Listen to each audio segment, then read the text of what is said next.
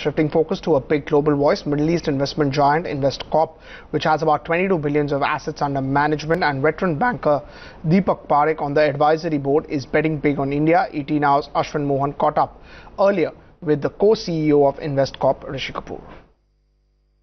As far as it pertains to Investcorp's philosophy, look, we are and have always been, we've been in business now for 40 years as a direct investor in private equity and real estate, and we are always a long-term patient investor that is looking to create fundamental value, right? So we are not betting on multiple expansion or anything of that sort or on technicals.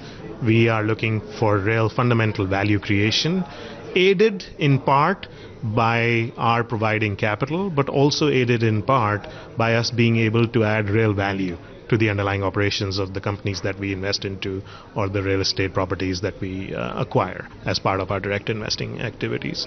Now, as it pertains to India, we've historically had indirect exposure to India for many years, right? Because many of the companies that we've invested into across the United States, in Europe, have had operations in India, offshore centers, distribution centers, etc. So we are familiar with the Indian market, albeit in an indirect sense.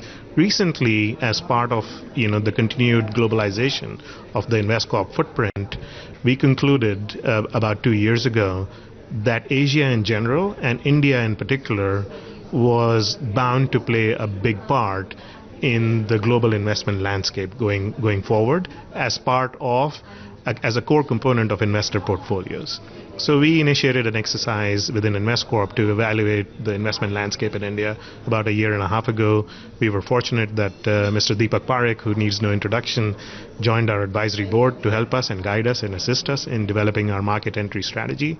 And we concluded that the optimum market entry for Investcorp was really by acquiring an existing platform that had experience, that had expertise, that had local connectivity and network of operations, and knew how to navigate their way around. Does the Indian startup space excite you? Because the Indian startup space has, again, like a few other sectors, seen a lot of global investors.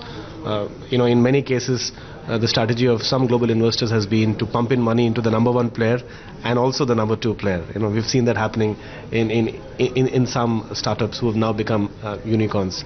How serious is Investcorp about the Indian startup space, and can we expect some investments to be made once the platform is up and running? So I think, look, it's a journey that we have to travel.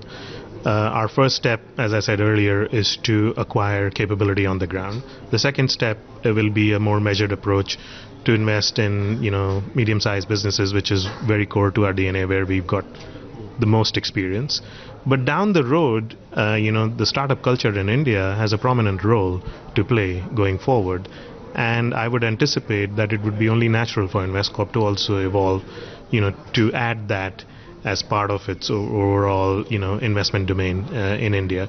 But initially, we are going to focus much more on the mid-market segment within the private equity domain.